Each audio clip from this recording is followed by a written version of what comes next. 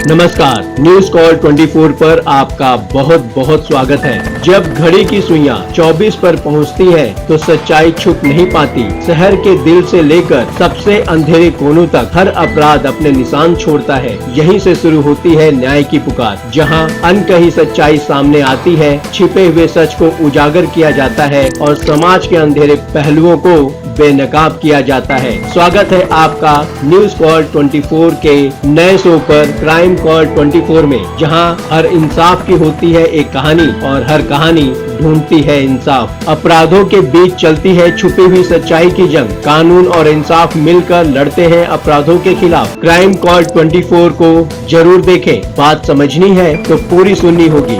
नमस्कार, आप देख रहे हैं क्राइम कॉल 24। क्राइम से जुड़ी हर छोटी बड़ी खबर या हो गलियों का जुर्म सीधे आपके स्क्रीन पर। अब वीडियो में आखिरी तक बने रहिए। मैं हूं आपके साथ सुशील गिरीश। आइए बढ़ते हैं खबरों की तरफ। ट्रेनी डॉक्टर के साथ दरिंदगी, अस्पताल पर हमला और रेप मर्डर की उलझती हुई पहेली। सीबीआई तलाश रही है कई सवालों के जवाब। इस मामले को सीबीआई के हवाले किए जाने से पहले कोलकाता पुलिस ने संजय रॉय नाम के मुजरिम को गिरफ्तार कर लिया था, लेकिन अब ये सवाल सामने आ रहा है कि संजय रॉय करीब महीने भर से वारदात का शिकार बनी डॉक्टर का पीछा कर रहा था। क्या आरजीकर रेप और मर्डर केस का आरोपी संजय रॉय वारदात की शिकार डॉक्टर का महीने भर से पीछा कर रहा था? क्या इस मामले में कोई और भी है जो संजय रॉय के साथ इस भयावह भयानक गुनाह में शामिल है? केस के सबूत मिटाए जाने की बातों के बीच सीबीआई को फिलहाल इन सवालों के जवाब की तलाश है, क्योंकि उसे लगता है कि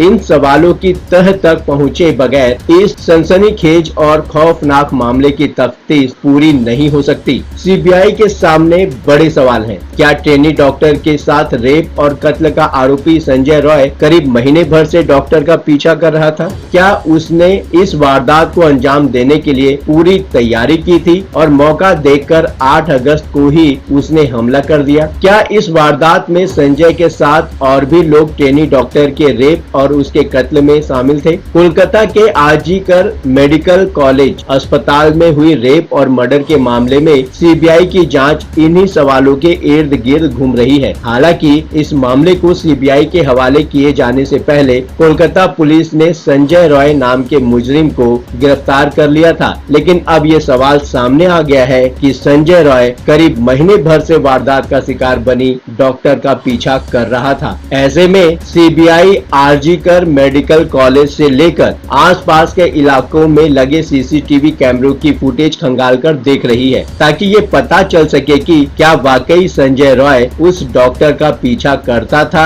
या नहीं। इसके अलावा एक सवाल अब भी जस का तस है कि इस वारदात को संजय ने अकेले अंजाम दिया या फिर उसके साथ कोई और भी था। सीबीआई को इस सवाल का जवाब भी जानना है। असल में पीड़ित डॉक्टर की लाश से फॉरेंसिक एक्सपर्ट को 151 ग्राम सीमन मिला है, जो ये इशारा करता है कि इस वारदात में एक से ज्यादा लोग हो सकते हैं। इसके अलावा रेप के दौरान उस ट्रेनी डॉक्टर पर जिस तरह जुल्म ढाया गया और उसके शरीर को जितना नोचा खसोटा गया, वो भी किसी एक आदमी का काम नहीं लगता। ऐसे में सवाल उठता है कि अगर इस वारदात में कोई और भी शामिल है तो वो कौन है? इस बीच सीबीआई ने गुरुवार को ही 4 डॉक्टरों से पूछताछ की। इनमें चेस्ट मेडिसिन डिपार्टमेंट के एचओ डॉक्टर अरुणाभ दत्ता चौधरी, अस्पताल के पूर्व अधिकारी डॉक्टर संजय वशिष्ठ और फॉरेंसिक मेडिसिन की डॉक्टर पॉली समझदार शामिल है। जाहिर है सीबीआई इस मामले के हर एक पहलू को खंगाल कर देखना चाहती थी। सवाल अस्पताल प्रशासन पर भी है और पुलिस पर भी। सवाल ये है कि अगर मामला कत्ल का था तो अस्पताल की ओर से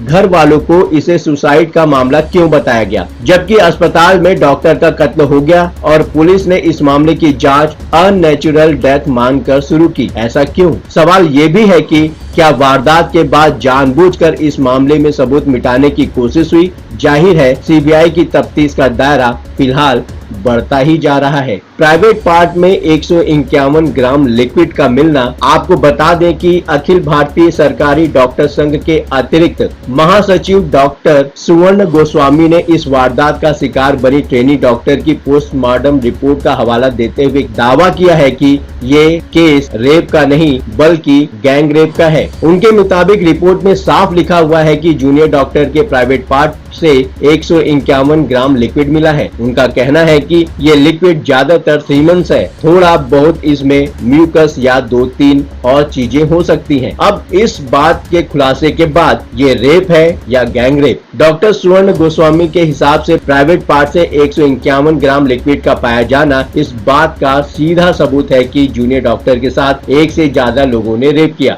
यानी मामला गैंग रेप का है। उन्होंने बताया कि औसतन एक शख्स का जो सीमेंस होता है 5 ग्राम के आसपास होता है। हालांकि मामला रेप का है या गैंग रेप का, इसकी तस्दीक तभी हो सकती है जब डीएनए रिपोर्ट आएगी। डीएनए के जरिए ही ये पता चलेगा जूनियर डॉक्टर के प्राइवेट पार्ट से मिले सीमेंस किसी एक के हैं या एक से ज्यादा लोगों के। डॉक्टर सुवर्ण गोस्वामी ने जूनियर डॉक्टर के शरीर पर मिले जख्मों का भी हवाला देते हुए कहा कि जिस तरह और जिस फोर्स के साथ जूनियर डॉक्टर पर हमला किया गया वो भी किसी एक अकेले का काम नहीं लगता। इस बीच केस सीबीआई को सौंपे जाने के बाद अब आंदोलन कर रहे डॉक्टर ने ये इल्जाम लगाया है कि कोलकाता पुलिस ने जरूरी सबूतों को मिटाने की साजिश रची थी। उनका इल्जाम है कि अस्पताल के जिस तीसरी मंजिल के सेमिनार हॉल में जूनियर डॉक्टर को मारा गया उस फ्लोर तक को पुलिस ने सील नहीं किया, बल्कि उसी फ्लोर और उसी सेमिनार हॉल के बराबर में तोड़फोड़ और मरम्मत का काम शुरू कर दिया। आजीकर अस्पताल की तीसरी मंजिल पर वो सेमिनार हॉल है